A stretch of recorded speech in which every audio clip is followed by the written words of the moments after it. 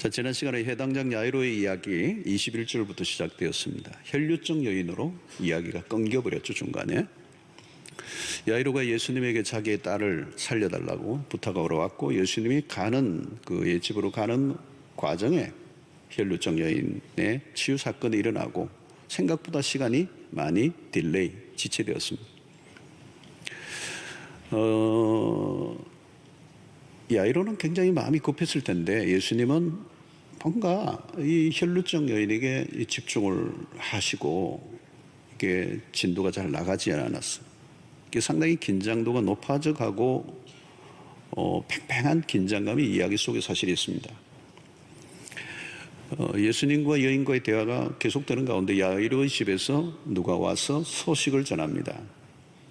35절이죠. 아직 예수께서 말씀하실 때에 해당 장의 집에서 사람들이 와서 해당 장에 이르되 당신의 딸이 죽었나이다.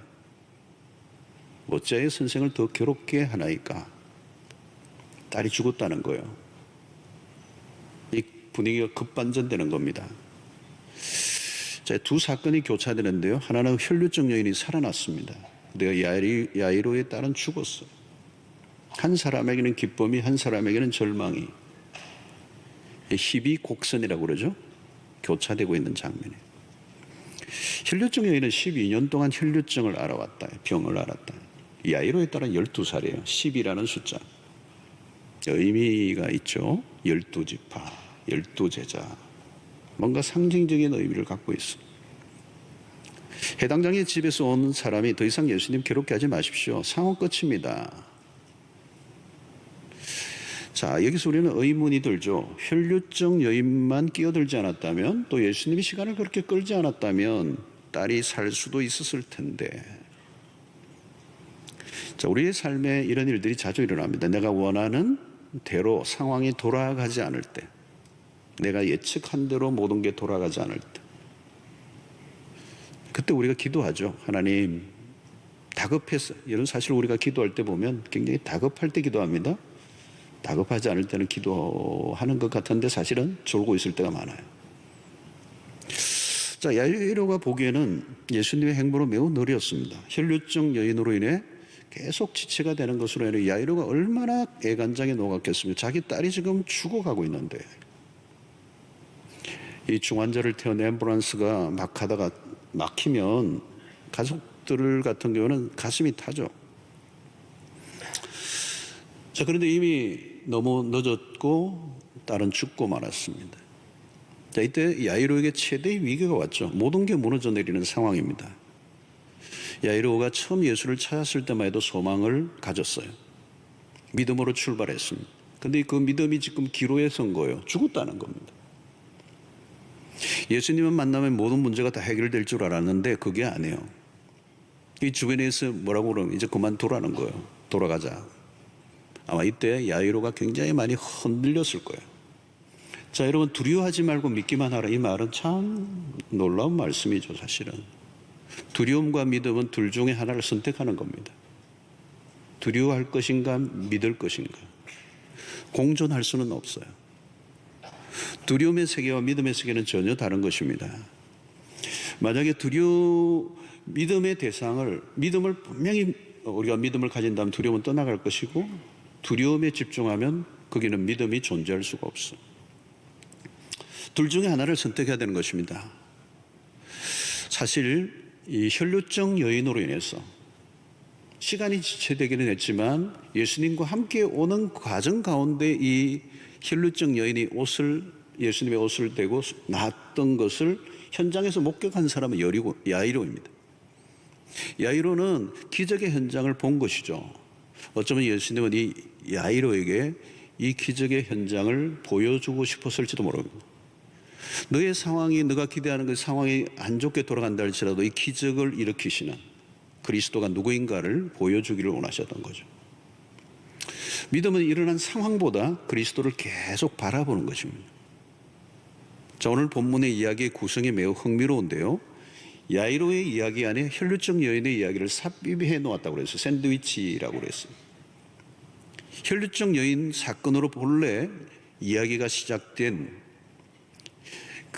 그 이야기가 이제 야이로의 딸의 사정이 그 혈류증 여인의 사건으로 인하여 굉장히 악화되었습니다. 이야기의 출발선상에는 희망이 있었습니다. 그러나 이야기가 흐를수록 악화되어 가고 있죠. 상황이 호전되는 게 아니라 더 악화되어져 가고 있는. 야이로의 입장에서는 도무지 이해하기 힘든 진행이었습니다. 이것은 마치 영화의 한 장면하고 똑같아요. 영화가 마지막으로 갈수록 최악의 상황이 펼쳐집니다. 특히 007 영화가 그렇습니다. 주인공이 거의 죽을 것 같아요. 그러면 거의 끝나갈 지점입니다. 도무지 길이 안 보이고, 그래서 유능한 감독일수록 최악의 상황을 잘 연출하게 함으로 그 보는 관객들이 손에 땀을 쥐게 합니다. 바로 지금 그 상황이죠. 주님이 매우 느린 행보, 그리고 마침내 터지지 말아야 할 일이 터져버렸어요. 살려달라고 했는데 우리 아이가 죽어버렸다는 거예요. 다급하게 찾아갔는데 그렇게 느린 그림을 그러면 어떻게 하는 것입니까? 자, 드디어 예수님의 일행이 야이로의 집에 도착하자 통곡의 소리가 가득했습니다. 12년 동안 길러온 딸이 죽었어요. 한 가정의 자녀의 존재라는 것은 우리가 설명할 필요가 없습니다. 12살의 딸입니다. 그 아이가 탄생했을 때부터 12년 동안 길러왔던 그 부모의 애정은 말로도 할 수가 없죠. 그런데 그 아이가 숨을 거두었습니다. 이건 최악의, 인생의 경험할 수 있는 최악의 경험이고 최고의 고통입니다. 자, 그 순간 주님은 먼저 소수만 따르도록 하셨어요. 37절에 보니까 베드로와 야고보와 야고보의 형제 요한 외에 아무도 따라옴을 허락하지 아니하시고, 기적은 쇼가 아니기 때문에 특별한 장면은 특별한 사람들에게만 허락됩니다. 주님은 아이의 죽음 앞으로 다가가시죠. 그리고 첫 번째 일성이 뭔가 하면 39절에 들어가서 그들에게 이르시되 너희가 어찌하여 떠들며 우느냐, 이 아이가 죽은 것이 아니라 잔다 하시니. 무슨 말입니까 여러분? 생소한 말이죠. 죽으면 죽은 것이지 자는 게 뭡니까? 코마 상태를 말하는 게 아닙니다. 생전 들어보지도 못한 말씀을 하신 거예요. 죽으면 끝이잖아요. 근데 주님은 죽은 것이 아니라 잔다라고 말씀하셨어요. 사람들의 반응이 무엇입니까? 40절에 그들이 비웃더라. 예수께서 그들을 다 내보내신 후에 아이의 부모와 또 자기와 함께한 자들을 데리시고 아이 있는 곳에 들어가서 비웃는 소리들. 당연하죠. 죽은 자는 죽은 자인데 잔다고 그랬으니까. 세상의 사람들은 자기의 경험 세계 안에서만 받아들이고 경험의 세계 바깥의 것을 받아들이려고 하지 않습니다. 주님은 그 비웃는 소리를 들으셨지만 묵묵히 당신이 하실 일을 하셨어요. 비웃는 일에 연연할 필요가 없고, 어쩌면 조금 있으면 그 비웃는 자들이 비웃음을 당할 수도 있는 상황으로 바뀔 수밖에 없는. 여러분, 오늘도 우리의 인생 가운데 살아갈 때, 우리가 믿음의 길을 걸어갈 때 사람들이 비웃는다 할지라도 너무 연연해하지 마세요. 그냥 가는 길을 가시면 돼요. 자, 드디어 방에 들어가신 예수님이 이렇게 선포하십니다. 41절에 그 아이의 손을 잡고 이르시되 달리다곰 하시니, 번역하면 곧 내가 네게 말하노니 소녀야 일어나라 하십니다. 이 다굼은 이 아람어예요. 소녀야 일어나라. 다르게 표현하면 일어나라 어린 양아, 그런 의미가 있습니다. 그 말씀이 선포하자 42절에 보니까 소녀가 곧 일어나서 걸으니 나이가 12살이라 사람들이 곧 크게 놀라거늘. 비웃던 사람들도 크게 놀랐어. 기적 중의 기적입니다. 죽은 것이 아니라 잔다는 말씀은 사실이었습니다. 딸에게 죽음은 끝이 아닙니다. 병이 낫는 것과 전혀 다른 차원의 역사가 일어난 것이죠. 자, 이것은 무슨 일입니까? 우리는 그동안 마가복음을 다루면서 예수님께서 바로 앞부분에 바람과 바다를 잠잠하게 하셨어요. 이 사건은 예수 그리스도가 자연의 통치자, 자연을 다스리시는 분이다. 병자를 고치셨습니다. 질병을 통치하시는, 그 모든 질병이 그리스도의 지배 아래에 있는 것. 또 귀신을 내쫓으셨습니다. 악한 영들을 통치하시는 그리스도. 이제는 뭐예요? 죽은 자를 살려내시는 것은 사망의 권세까지 다스리시는 그리스도는 하나님이십니다 라고 하는 것입니다. 오늘 여러분 이야기의 핵심이에요. 핵심, 클라이막스로 오는 것입니다. 그리스도가 죽음의 문제까지 다루고 계신다는 거예요. 여러분, 아담과 범죄 이후 사망의 권세가 가장 강력한 권세죠. 죽음의 권세 앞에는 예외가 없습니다. 모두가 그 앞에는 고분고분 따를 수밖에 없습니다. 여러분, 이 세상에 뭐 성공하고 잘나고 힘있고 뭐 권세 있고 뭐 그럼 떵떵하고 막 폼 잡잖아요. 얼마 못 가요. 죽음 앞에서는 꼼짝도 못해요. 초라해져요. 여러분, 인간이 범죄한 이후에 반드시 죽으리라는 말씀이 온 땅을 지배하고 있어요. 야이로의 딸이 죽었다가 살아난 사건은 지나가는 어떤 해퍼닝이 아닙니다. 이것은 상징성이 있고 예언적 성격을 띠고 있고 재창조의 사건을 예고하고 있습니다. 장래 새 하늘과 새 땅에서 일어날 일에 대한 일종의 예고편과 같습니다. 죽음으로 인한 절망과 애곡이 가득한 세상을 생명의 기쁨으로 노래할 날이 이제 올 것이라고 하는 희망을 보여주는 전주곡과 같은 사건이 바로 오늘 이 사건이에요. 이것은 이미 이사야에 예언되었고 요한계시록에서는 완성될 하나님의 나라에 대한 예언과 같아요. 사도 요한은 요한계시록 21장 22장에서는 눈물도 없고 더 이상 애통함도 없고 고통도 없고 더 이상 죽음이 없는 나라에 대한 환상을 보여주죠. 혈류증 여인으로 인해 시간이 지체되는 순간에 절망이 깊어졌고 아이가 결국 죽음으로 모든 최악의 상황까지 갑니다. 그러나 사실 거기에는 주님의 의도가 있었어요. 죽음을 통하여 보여주실 놀라운 영광스러운 세계가 준비되어 있었던 거죠. 사망의 권세로 뒤덮인 세상에 부활의 서광이 비춰지는 영광스러운 사건을 준비해 놓고 있었어요.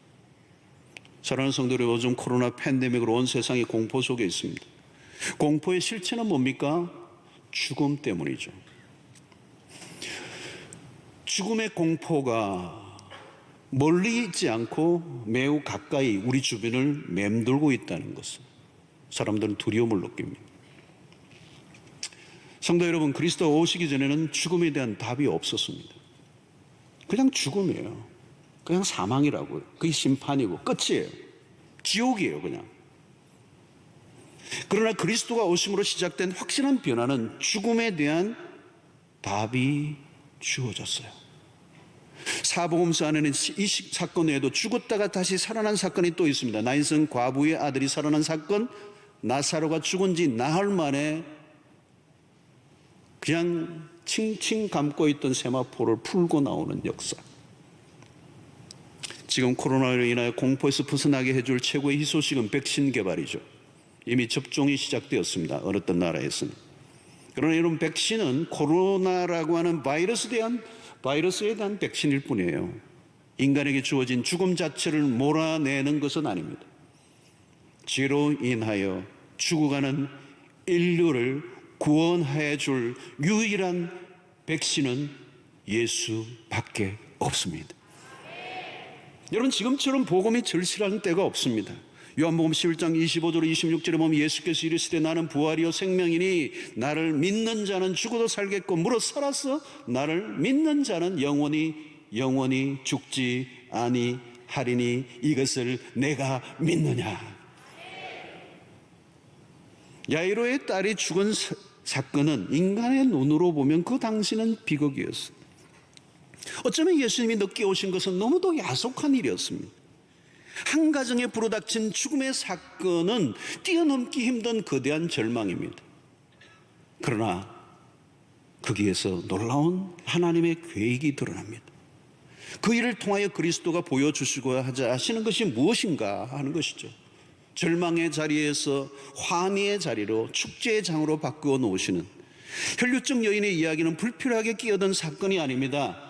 이 죽음으로 가득한 세상 가운데 부활의 영광을 보여주기 위한 놀라운 메시지가 숨어 있는 거예요.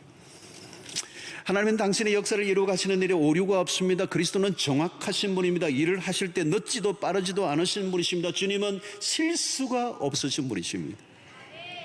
괜히 꾸물꾸물 하셔서 어린 딸을 죽게 하신 그런 무능한 과실치사를 하신 분이 아니에요. 주님은 의미 없이 행동하시는 분이 아닙니다. 늦으면 늦으시는 이유가 있어요.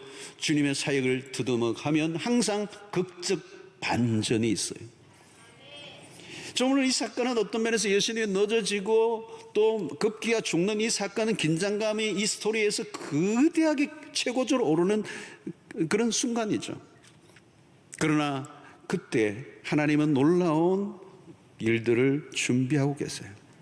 지금 우리는 팬데믹 이전에 경험해보지 못한 일을 경험하고 있습니다. 빨리 지나가기를, 하나님이 빨리 손을 써주시기를, 하나님이 아무 일도 하시지 않는 것처럼 보일 때가 있습니다. 그러나 이 모든 일들 속에는 하나님의 거대한 구원의 계획 안에서 움직여가고 있음을 우리는 신뢰해야 합니다.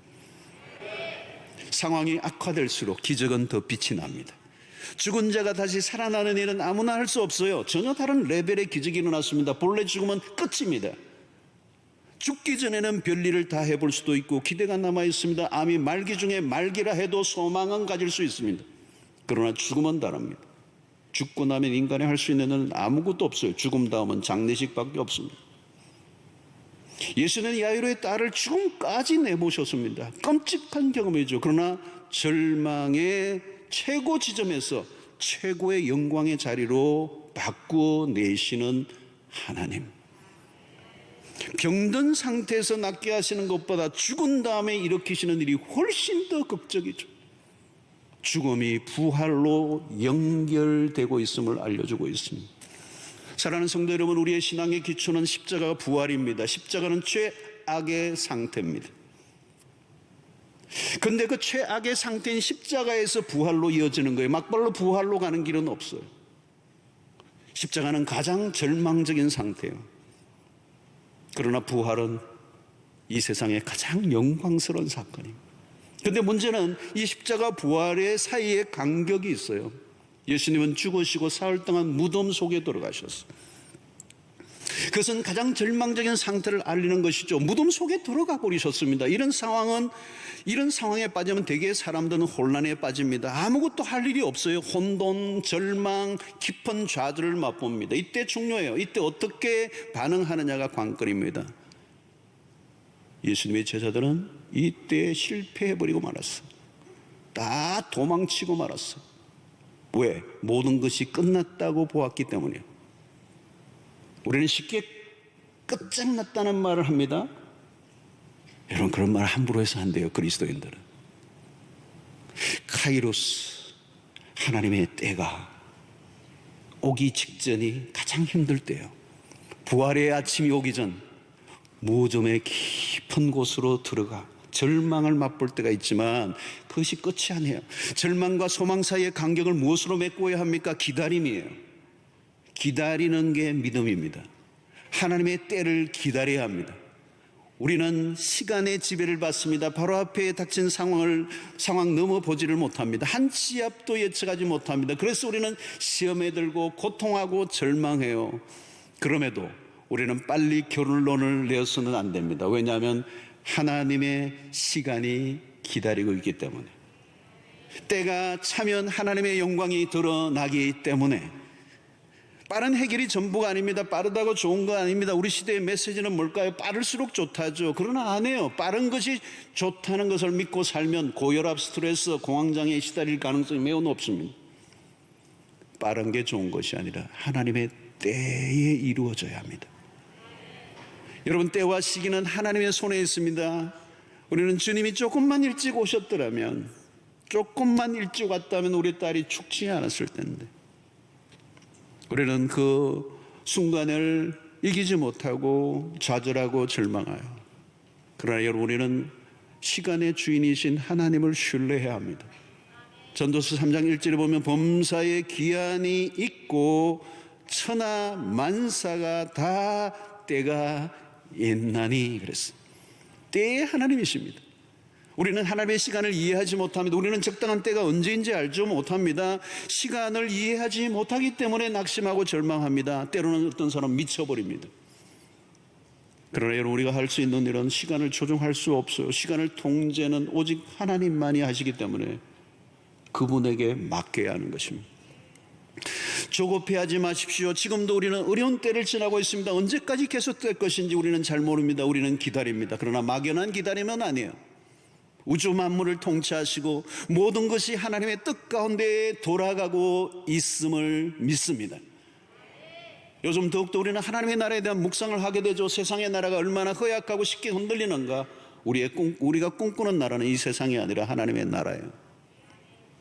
우리가 바라는 것이 지연되고 내가 기대하는 것과 다르게 돌아갈 때가 많습니다. 어떤 날에 남편이 죽게로 돌아오기를 그렇게 기도하고 애를 썼는데 오히려 더 악화되고 더 이상한 모습으로 흘러갈 때가 있어. 자녀들에 대한 바람이 있는데 그와 상관없이 더 나쁜 이상한 형태로 나아갈 때 힘들어지죠. 상황이 나아지는 게 아니라 더 나빠져 갈 때 우리는 절망합니다. 현실이 힘든 건 어쩔 수가 없어요. 우리가 시간을 조정할 수가 없어요. 남편을 당장 변화시킬 수 있는 능력이 우리에게는 없어요. 사춘기 아이가 빗나갈 때 어느 한순간 성숙한 어른으로 만들어낼 재간이 우리에게는 없어요. 코로나 상황도 우리가 어떻게 조절이 안 돼요. 그러나 우리가 믿습니다. 시간의 주인은 하나님이시고 그분은 가장 완전하신 분이시고 카이로스 결정적인 시간이 하나님의 손에 달려있고 십자가가 보일 때는 아무것도 없는 것 같고 모든 게 끝난 것 같지만 하나님은 부활을 준비하고 계셨던 거죠. 여러분, 우리가 할 일은 뭘까요? 주님과 동행하는 것입니다. 일상 속에 주님과 동행하는 가운데 모든 것을 주님께 맡기는 것입니다. 시간에 순응해야 합니다. 느리고 빠르고는 우리가 통제할 수가 없습니다. 내 생각대로 돌아가지 않을 때 좌절하고 절망하기도 하지만 그럼에도 불구하고 우리가 붙잡고 있는 주님을 놓치지 않게 되기를 바랍니다. 우리는 연약한 인간이나 힘들면 힘들어져요. 흔들려요. 그러나 그 고비를 넘어가야 합니다. 출산의 순간이 가장 힘들 때예요. 죽을 것 같은 순간이 있습니다. 완성의 날이 가까울수록 더 힘들어져요. 그러나 그때 믿음으로 걸어가야 카이로스의 순간이 반드시 오기 때문에 사랑하는 성도 여러분, 하나님은 믿음으로 기다리고 기다린 자들을 결코 실망시키지 않으실 것입니다. 무엇보다도 기다리는 동안에 하나님은 우리를 더 깊어지게 하세요. 기다리고 믿음으로 기다리는 그 시간을 통해 하나님 우리를 단단하게 하시고 어떤 일들을 통해서도 흔들리지 않고 견고한 믿음의 경지로 나아가도록 우리를 인도해 주시는 줄로 믿습니다. 지체되는 시간, 내가 원하는 대로 돌아가지 않는 그 시간은 결코 마이너스가 아니에요. 결류증 여인으로 인하여 늦어지고 미루어지고 지체되는 것, 그래서 가장 절망적인 상태에 빠지고 어떻게 보면 미칠 것 같은 그 상황, 그래서 모든 게 끝난 것 같지만 아니에요. 하나님은 최악의 상황에서 상상할 수 없는 영광의 부활을 준비해 놓고 계셨던 것처럼 기다림은 마이너스가 아닙니다.